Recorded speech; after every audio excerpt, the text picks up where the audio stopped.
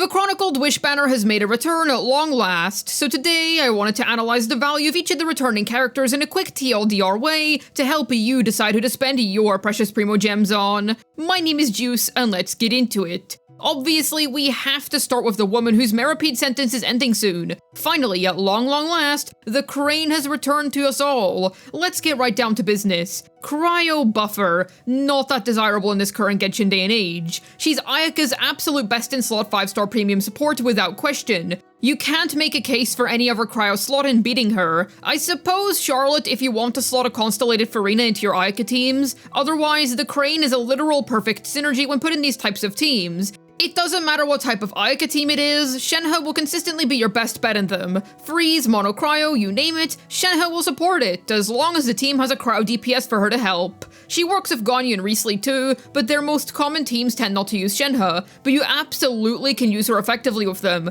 For example, this specific Ganyu melt team, while it's hard to play, is definitely a really strong melt team that can effectively utilize the Divine Damsel of Devastation. The Rio Beastly also gets a really good kick out of using her in Freeze. You can use her with 4-star cryos too if that's more of your scene. For example, Rosaria Shenhe reverse melt comps, or you can replace Rosario with Chongyun if you'd prefer to play the aunt and nephew together. If you want to go nuts, you can even use Chongyun to cryo infuse your Shenhe's normal attacks and turn her into a cryo DPS. This is obviously more of a meme build, but it's gonna work if you're interested. I doubt that she'll have much value for new cryo characters going forward, especially seeing as Hoyo has chronicled her, but if you're interested in what she does for the ones that we already have, then Shen has a solid pull to make. She's definitely not the highest value unit in the world. She came out during a time where being super niche was fine because she was dedicated to one of the strongest elemental archetypes, but since cryo isn't very good right now, neither is Shenhe. Her value scales with how good of a state cryo is in, and right now that's not too good of a state. Her buffs to cryo are certainly impressive, but there are viable alternatives for her these days. I'd say that she's 100% worth your time if you're a super dedicated Ayaka main, and quite well worth your time if you like Ganyu or Rio Beastly. As somebody that owns their C2R1, I wouldn't chase after constellations these days. Prioritize investing in other powerful supports with more valuable lineups, such as Lady Farina for instance, or invest into your cryo DPSs themselves. For example, C2R1 Ayaka, C1R1 Rio Beastly, you get the idea. She's going into B tier for the value rankings of his Chronicled Wish banner. I have a hard time recommending her these days when so many alternatives exist, and she's tied to units that aren't particularly crazy these days. Her value moves up to S if you're a 100% dedicated Ayaka player, so keep that in mind. From one cryo queen to the next, it's time to discuss everybody's favorite Coco Goat. She's an interesting case in many ways. I actually mained her before I got my C6R1 Farina. She's one of my favorite characters in the whole game, was one of my first triple crowns, and is one of the best female designs in the entire game. Both skins, I don't make the rules here. So you can say that I've certainly got a lot of experience with Ganyu. If there's one thing that I've always loved about this character, it's that she has an insane amount of effective versatility. She can easily swap team archetypes and teammates depending on the scenario, and because she has both a burst-based plus on-field playstyle, you're able to pick and choose how you want to play her based on the current situation you're in. Mobbing situation where you're able to group up enemies? Freeze. Boss content? Burn Melt. Stagger-heavy boss content? Traditional Melt. High skill ceiling speedrunning? Kazuha Shenhe Melt. She's super duper adaptable, and because of this, I've always found using her to be a treat during shield-breaking abysses, or abysses where there's been a ton of hard-to-pass restrictions. Her teams can usually cover all bases. Because she can have infinite field time as a DPS if you wanted her to, obviously don't do that but you can, her rotations are super flexible. Her damage isn't locked behind an elemental burst or some kind of elaborate gimmick, you just hold down her charge attack and then you're good to go. You can easily shift her to a burst-based playstyle if you find charge shot gameplay to be irritating or boring too. I've particularly always enjoyed her supportive role in mono cryo teams thanks to the 20% cryo bonus that you get when you stand inside of her burst. Even better yet if you have her C1, which reduces enemy cryo res. That counts for your entire team. The duration isn't super long though, so it's a bit awkward to fit that into support rotations, more like a nice bonus thing to keep in mind. She can use any freaking 5-star bow under the sun too. Aqua Simulacra, Amos bow, first grade magic, you name it, she can use it. Support you can wield Elegy quite nicely as well. Her artifacts aren't difficult to build.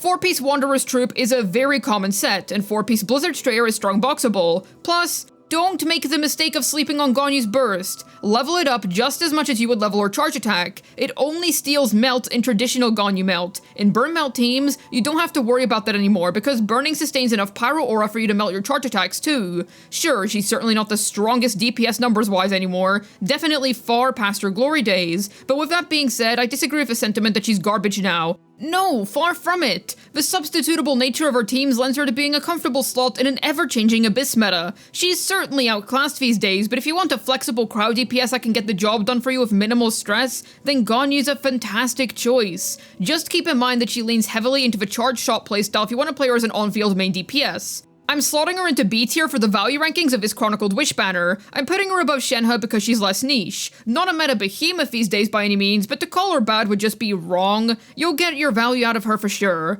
Then we move on to another old favorite of mine. You have to be an ancient viewer to remember the Childe Glaze era. At long last, the lad has returned. So here's the thing with this dude. He will always be as good as International is. When Internet is S tier, so is Childe. When Internet is B tier, so is Childe. It's as simple as that. He happens to be one of the most interesting characters to play in the whole game because his kit is inherently more complex with a very high skill ceiling. So if you want to have fun learning a complicated unit, then Childe is certainly a fantastic option. His damage is pretty good too. He deals 50% of Internet's overall damage share, assuming that you've built him well.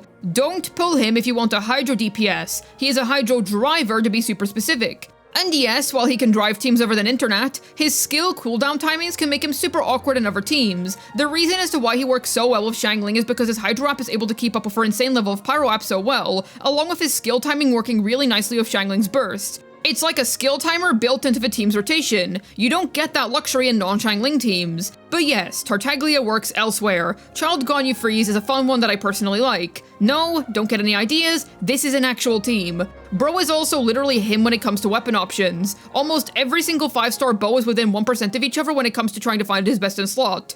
Polar Star will always be number one, but options like Thundering Pulse, Aqua Simulacra and company will literally all be bangers on him. Every new 5-star bow that Hoyo releases is essentially just another Childe buff. By the way, avoid using Rust, because his charge attacks actually pack quite a nice punch. Riptide is one of the most satisfying abilities in the game too, but you're basically never gonna see it these days in the single target-based Abyss economy that we find ourselves in. It's real fun to look at when it happens though.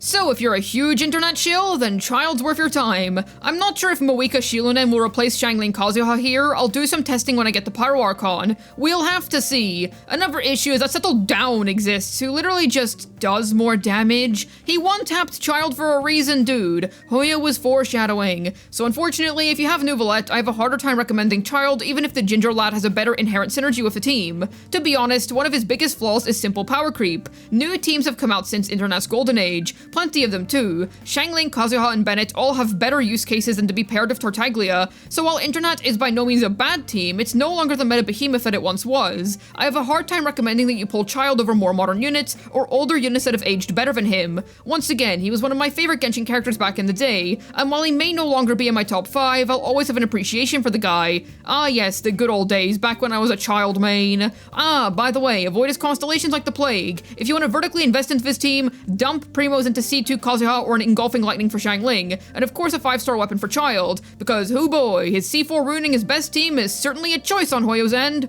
Weird early game kit design choices, my beloved.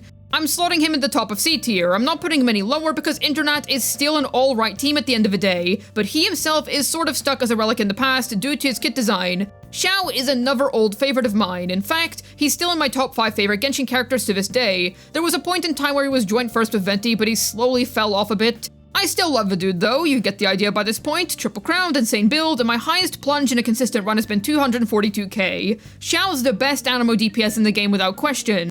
Xian Yun helps him out in single target, and you can replace the bird with Bennett in AoE situations. His vertical investment teams-wise is very good, as Farina plus Farazan constellations are huge for him. His own cons? Not so much. He has what I like to call the C4 of all time. I would say that his biggest drawback is the fact that he's not free-to-play friendly. Like, Xiao feels awful on a 4-star weapon, I'm gonna be real with you, man. Get this guy a Staff of Homa, I beg of you. It will be one of the absolute biggest upgrades to him aside from C6ing your Farazan. Level him fully to 90, his base attack is very high. He's super expensive and should not be your first pull as a new player unless you're a simp, but you absolutely get your Primo's worth, because once you collect all of his Infinity Stones, the dude feels ridiculously strong in the Abyss. C6 Farazan is a rough condition to fulfill, but hey, at least Hoyo puts her on Xianyun banners too now. Even as C0 Farazan is better than not using her at all for the record, so make sure that you're not sleeping on her in the realistic case that you don't have C6. I'd say that if you get him that crucial 5-star weapon, some highly invested talents and a Farazan, you'll be good to go. Level his normal attack first, that's what his plunges scale on. Don't be a nerd who levels his burst first. Or anti-nerd, I guess, since that's not what you're supposed to do. The burst buffs his plunges, it doesn't house the scalings for them. His biggest flaw? Simple. While his damage is well worth it once you've collected all of his major puzzle pieces, you could also just pull for Arlecchino, put her on a 3-star white tassel and do great right from the get-go.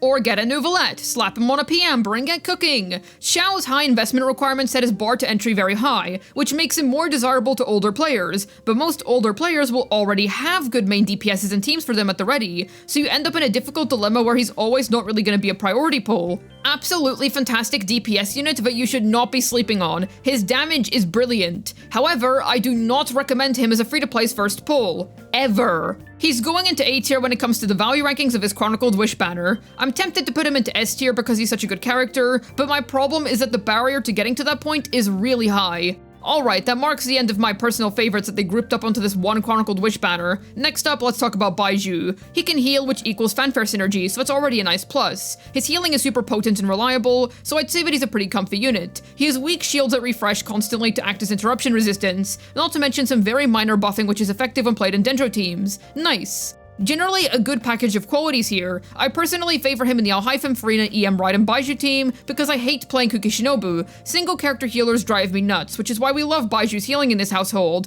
He might not be the highest damaging option here compared to Nahida, but he's certainly a comfortable choice. He's nice in Sino Quick Bloom since his long shield duration can keep up with Sino's stupidly long burst up time. It also works in multi-wave, which is neat, but you still have to reapply Nahida's marks as you tend to play both Nahida and Baizhu in Sino Quick Bloom teams, so the problem isn't entirely solved by him. He's a nice Nahida substitute in general, but note that he will always offer you less team damage and that his Dendro application becomes poorer and poorer the greater Chamber's AoE. He's lovely in aggravate comps with Xiao and Keqing, being especially comfortable for them because aggro teams tend to lack a sustain when using Nahida. Lan Yan will be changing that to be fair, but this is still a viable use case for the snake-owning doctor. His healing can allow you to use our beloved Lady Farina alongside Kenichi and Hao too. While this won't be as strong as consistent as just using Emily with him, it'll still be quite the strong synergy. Well worth your time if your Farina is constellated. His constellations are actually decent, especially if you're a C6 Nouvelette enjoyer, because then C2 Baizhu is actually quite worth your time. I wouldn't prioritize all of this by any means, but it's honestly not a horrible lineup.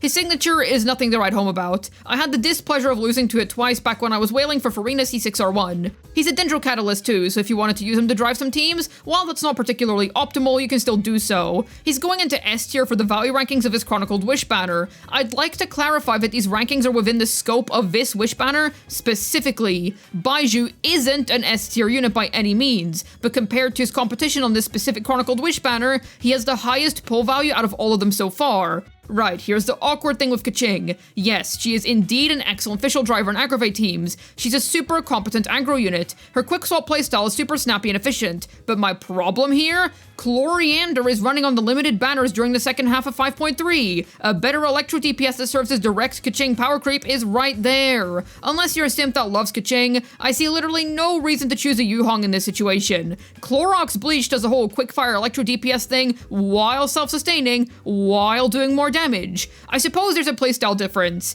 Keqing exists to drive your Fischl. The most important crit build in a Keqing aggravate team will always be your Fischl, whereas Clorox prefers buffers that will prop up her own performance due to how strong her numbers are. Chloriander is literally the best Electro DPS in the game, and even if you don't agree with me on that front, I think you can agree that she's at least a whole lot better than Keqing. I'm making Keqing sound awful here, she's not. My issue is that there's no reason to choose her when a better option is right there. C tier in the value rankings. I don't want to put her in D or F because Keqing's still a super competent character, especially considering that she's a standard unit, a super old one at that, too. Her teams are solid and her performance is solid, but I wholeheartedly do not want to recommend her when one of her most direct competitors is rolling around soon. She has physical meme teams, that's it, don't pull for her. F tier in the value rankings. It's nice to see that the Chronicled Wish has made a return. As people said before, it seems like Hoyo is doing them based on region. So, this is the Liyue one. Who invited Childe? Anyways, Shenhe's finally back, a whole ton of my favorites are back, and Hoyo, I beg of you, can we have an actual return schedule for this thing? That aside, the characters here aren't horrible by any means. Outclassed? Sure, but you'll certainly get value out of pulling for them. These banners certainly won't be the most popular thing ever when Moika and Sitlali are right around the corner, but hey. I'm glad the options are here for anybody who wants these older characters. As a cryo fan myself, I'm stoked to see Shenhe on banners again.